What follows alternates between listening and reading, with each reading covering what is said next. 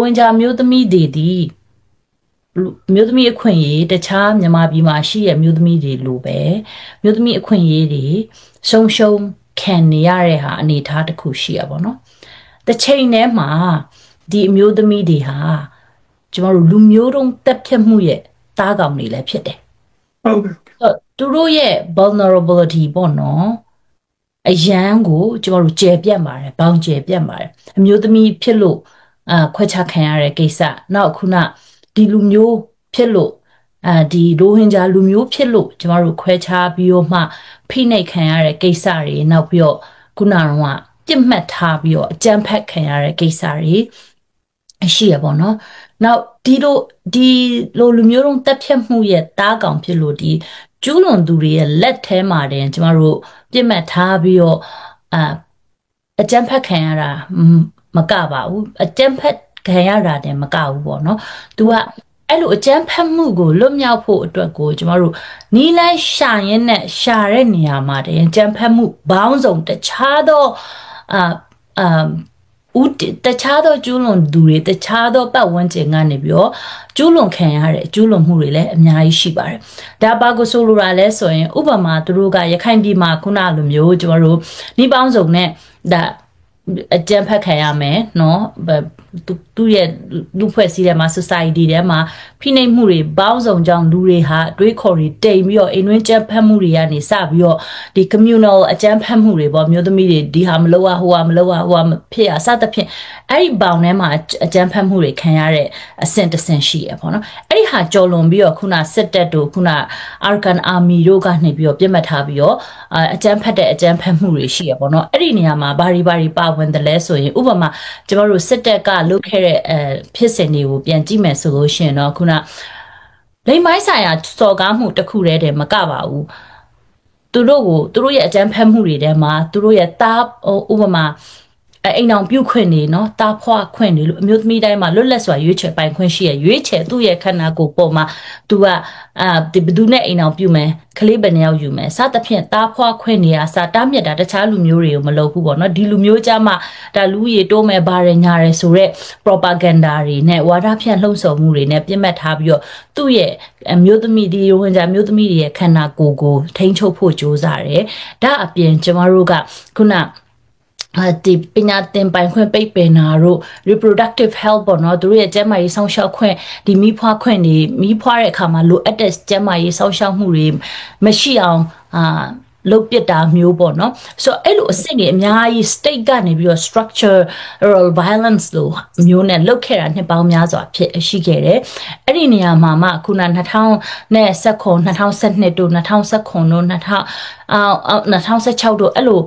အကြမ်းဖက်မှုဖြစ်တဲ့ကာလမှာကြာတော့ကျမတို့ပို့ပြီးတော့မှခုန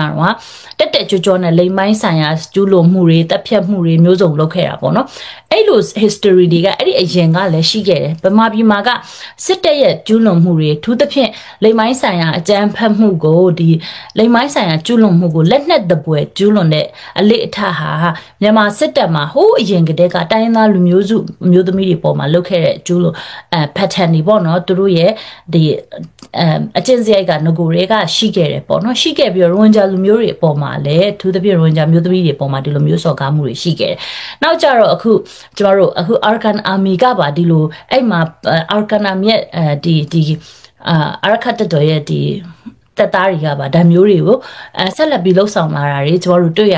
တော့အခုဒီဘင်္ဂလားဒေ့ရှ်ကိုရောက်သွားတဲ့လူတွေရခိုင်ပြည်နယ်ထွက်ပြေးလာတဲ့လူတွေမှာကျမတို့တပ်တွေအများကြီးပေါ့နော်ဒီလိုမျိုးကျူးလွန်ခံရတဲ့မျိုးသမီးတွေတွေ့ရတယ်ဆိုတော့ဒါဒုတိယအဆင့်ကျမတို့ခံရတဲ့ကျူးလွန်မှုကိုကျမပြန်ပြီးတော့ break down လုပ်ပြတာအတိကနေမှကြော်လွန်ပြီးစောနာပြောသလိုသူတို့ဒီလိုကျူးလွန်မှုတွေကနေပြီးတော့လွန်မြောက်ဖို့စ조사ရင်းနဲ့ကျမတို့ထွက်ပြေးရတာတွေရှိရဲလှေစီးပြီးထွက်ပြေးကြရဲကုန်းကြောင်းနဲ့ထွက်ပြေးကြရဲအဲ့လိုထွက်ပြေးတဲ့နေရာမှာလဲနီးပေါင်းစုံနဲ့ဒီမျိုးသမီးတွေကအရန် vulnerable ဖြစ်နေတဲ့အခါကျတော့နီးပေါင်းစုံနဲ့အကြမ်းဖက်မှုတွေခံရပါတယ်ဥပမာဒီလိုမျိုးကျမတို့ဒီလူကုန်ကူးဂိုင်းတွေပေါ့နော်လူကုန်ကူးသမားတွေအဲ့ဒီမှာလူမျိုးပေါင်းစုံပါမယ်ရခိုင်တွေပါတယ်ဗမာတွေပါတယ်အရာရှိတွေပါတယ်traffickers တွေလူကုန်ကူးတဲ့လူတွေပါတယ်အဲ့လူမျိုးပေါင်းစုံသောလူတွေကရိုဟင်ဂျာတွေအပါဝင်နော်ဒီလူမျိုးသမီးတွေကိုရဲ့ဒီ vulnerability ကို အတုံးချပြီးတော့သူတို့အနိုင်ကျင့်တာပေါ့နော်အဲ့ညမှာလိမ်မိုင်းဆန်ဆော်ကားမှုတွေရိုက်နှက်တာတွေနှီးပေါင်းစုံနဲ့အဆက်ခွဲအောင်လုပ်တာတွေပေါ့အကုန်လူကုန်သိက္ခာကြလူကုန်သိက္ခာမရှိရဲ့ပုံစံနဲ့ဟိုဒီမျိုးသမီးတွေဆက်ဆံတာတွေကျမတို့အများကြီးတွေ့ရတယ်ဒါအပြင်အခုတခြားနိုင်ငံကိုရောက်သွားတော့လေဆက်လက်ပြီးတော့မှဒီလိုမျိုးအားနည်းနေတဲ့အနေအထားကိုအသုံးချပြီးတော့ဒီဆက်လက်ပြီးတော့အဲ့နိုင်ငံတွေမှာဒုက္ခသည်စခန်းတွေမှာနှီးပေါင်းစုံနဲ့ပြစ်မှတ်ထားခံနေရတာကိုလည်းကျမတို့တွေ့ရတယ်ပြောမယ်ဆိုရိုဟင်ဂျာတွေကလူမျိုးတုံးတပ်ဖြတ်မှုကိုခံရတယ်ရိုဟင်ဂျာတစ်မျိုးတစ်ခုလုံးအနေနဲ့အများကြီးနဲ့နာဆုံးရှုံးမှုတွေရှိခဲ့တယ်ဒီနေ့မှာအမျိုးသမီးတွေရဲ့ vulnerability အမျိုးသမီးတွေရဲ့ပြစ်မှတ်ထားခံရမှုအမျိုးသမီးတွေရဲ့ခံစားရမှုဟာလေယာပေါင်းစုံပေါ့နော်အဆင့်တွေလွှာတွေအများကြီးကနေပြီးတော့အဆိုးရွားဆုံးခံစားမှုတွေပေါ့နော်အဆိုးရွားဆုံးအခြေအနေတွေကိုသူတို့ကကြော်ဖြတ်နေရတဲ့အနေထားလို့ပြောလို့ရတယ်ဆိုတော့အဲ့လိုအနေထားကိုကျမတို့ကဘယ်လိုမျိုးကြော်ဖြတ်နိုင်မလဲဘယ်လိုလုပ်နိုင်မလဲနိုင်ငံတကာ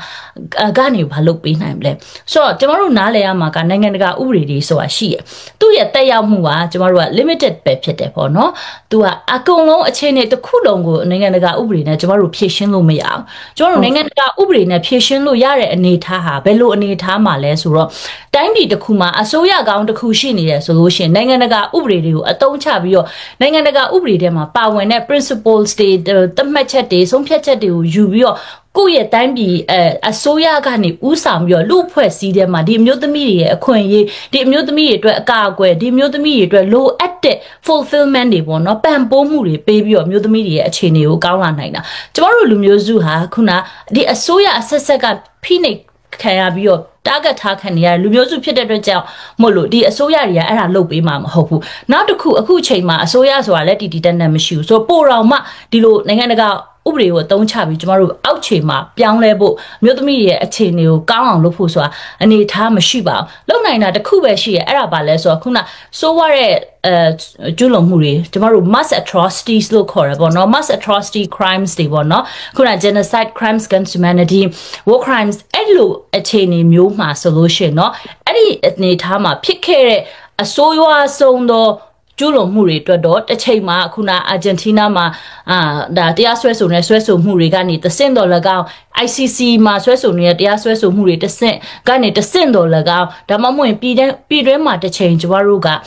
transitional justice နဲ့တရားစီရင်မှုတွေဖြစ်လာတယ်ဆိုအဲ့ဒီကနေမှတစ်ချိန်မှာတရားမျှတမှုရမှာဖြစ်ပါတယ်ကျမတို့အဲ့ကာလဟာဘယ်လောက်ကြာမလဲဆိုတာမပြောနိုင်ဘူးဆိုတော့နိုင်ငံတကာဥပဒေကိုကျမတို့အားကိုးလို့ရတာကတရားမျှတမှုဖော်ဆောင်ဖို့အတွက်အဲ့တနည်းပဲရှိရဲ့အဲ့ဒီနေရာမှာခုနကျူးလွန်ခံရတဲ့အလွှာပေါင်းများစွာသောကျူးလွန်မှုတွေအတွက်ကျမတို့အဖြေမရှိပါဘူးအဲ့ဟာကြီးကျပြန်လဲကုစားဖို့ဆိုလို့ရှိရင်တော့ကျမတို့ကokay ကျမတို့ဥဆောင်တဲ့လူတွေရိုဟင်ဂျာထဲမှာပဲဖြစ်ဖြစ်ဒီရခိုင်ပြည်နယ်ကိုဥဆောင်သူတွေပဲဖြစ်ဖြစ်ဗမာအစိုးရတရက်ရှိလာပြီဆိုအဲ့အစိုးရကပဲဖြစ်ဖြစ်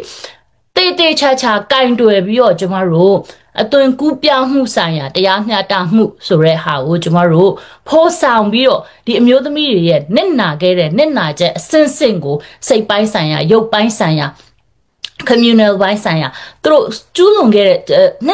စ်နာမှုအဆင့်ဆင့်ကိုပြန်လဲပြီးတော့မှပြန်လဲတက်မှတ်ပေးဖို့ကြိုးပမ်းမှုရှိလာတယ်ဆိုလို့ရှင်ဒီမျိုးသမီးတွေရဲ့ဒီ suffering တွေတဖြည်းဖြည်းနဲ့ပြန်ကောင်းသွားမယ်လက်ရှိချိန်နေမှာတော့အဓိကလိုအပ်တာကျွန်မထင်တာတော့လေကျွန်တော်တို့ Rohingya community တွေနောက်ပြီးတော့ Rohingya community အတွက်အလုပ်လုပ်နေတဲ့အဖွဲ့အစည်းတွေเนาะနိုင်ငံတကာပဲဖြစ်ဖြစ်ပြည်တွင်းအဖွဲ့အစည်းတွေပဲဖြစ်ဖြစ်အဲ့ဒီအဖွဲ့အစည်းတွေကနေမှတဆင့်ဒီလိုနိုင်ငံတကာဥပဒေနိုင်ငံတကာရန်တရားတွေကိုနားလည်အောင်လုပ်ပြီးတော့ဥမာ CEDAW ရှိရเนาะ Convention on the Discrimination Against Women ပေါ့မြို့သမီးများအကြမ်းဖက်မှုအမျိုးသမီးများခွဲခြားဆက်မှုဆိုင်ရာကျမတို့ convention ရှိတယ်ပြီးလို့ရှိရင်မျိုးသမီးတွေအတွက်ငြိမ်းချမ်းရေးနဲ့လုံခြုံရေးဆိုင်ရာဆုံးဖြတ်ချက်တွေကုလသမဂ္ဂကနေထုတ်ပြန်ထားတာတွေရှိတယ်ဒီပရိပက္ခဖြစ်နေတဲ့ကာလမှာမျိုးသမီးတွေအတွက်လိမ်မိုင်းဆိုင်ရာကျူးလွန်ခံရရင်ဘယ်လိုဖြေရှင်းမလဲဆိုတော့ဟာတွေရှိတယ်အဲ့ဒီ tools တွေကိုကျမတို့က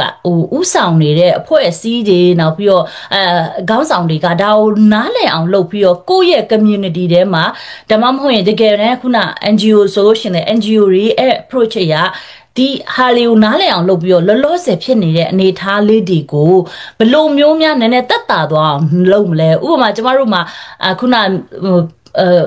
ဒီခမ်နေတဲ့မှာမျိုးသမီးတွေကိုလိမ်မိုင်းဆိုင်ရာစော်ကားမှုတွေဖြစ်နေတယ်เนาะဒါကိုကျမတို့ဘယ်လိုတက်တာ awareness ပေးမှုတွေလုပ်မလဲမိဘတွေကိုဘယ်လိုမျိုးကျင့်ကပ်မလဲစသဖြင့်အဲ့လိုမျိုးဝိုင်းဝန်းအဖြေရှာကြမှလက်ရှိအနေထားကိုတော့ကျမတို့နည်းနည်းလေးရော့အောင်လုပ်နိုင်မယ်လုံးဝကောက်ွယ်မှုပေးနိုင်ဖို့နီးလန်းကတော့မရှိပါဘူးရှင်မရှိပါဘူးဘာဖြစ်လို့လဲဆိုတော့ဒီဟာကဒီလိုဖြစ်နေအနေထားဟာဒါရိုဝင်ဂျာလူမျိုးမှဖြစ်တာမဟုတ်ဘူးပေါ့เนาะဘယ်မှာပြီးမှဖြစ်နေတဲ့ရှိနေတဲ့အမျိုးသမီးတွေเนาะလူဖွဲ့စည်းတွေလူနည်းစုတော်တော်များများမှာလည်းဒီပြဿနာကရှိကိုရှိနေတာကျမတို့ကပရိပခတွေအကြမ်းဖက်မှုတွေဒီလိုမျိုးရှိနေတဲ့၍ရှိနေတဲ့၍အမျိုးသမီးတွေကတော့တနည်းမဟုတ်တနည်းအများဒါအကြမ်းဖက်မှုရဲ့တားကောင်ဖြစ်နေမှာပဲအဲ့နေရာမှာအစိုးဆုံးသောနေရာကနေအစိုးဆုံးအနေထားတစ်ခုမှရှိနေတာပေါ့နော်ဆိုတော့အဲ့ဟာကိုကြတော့ကျမတို့ကအတက်နိုင်ဆုံးနဲအောင်လို့ကိုယ့်ရဲ့အချင်းချင်းတဲမှာနားလည်အောင်လို့ကိုယ့်ရဲ့ influence တွေ institution တွေခုနကတော့group တွေထဲမှာနားလည်အောင်လုပ်ပြီးတော့မူဝါဒတွေချပြီးတော့နည်းနည်းပို့ပြီးတော့မြို့သမီးတွေအတွက်ကာကွယ်မှုပေးနိုင်လို့ပဲရမယ်နိုင်ငံတကာကနေပြီးတော့ဒီလိုဖြစ်နေတဲ့အနေအထားကိုလာပြီးတော့ကူပေးပါမြို့သမီးတွေprotection မရှိဘူးပေါ့နော်လုံခြုံမှုမရှိဘူးဆိုရင်လည်းဘယ်သူမှလာလုတ်ပေးနိုင်တဲ့အနေအထားမရှိဘူးလေဆိုလိုချင်တာကဘာကြောင့်လဲဆိုတော့နိုင်ငံတကာဥပဒေရဲ့ဒါအကန့်အသတ်တွေရှိနေတာ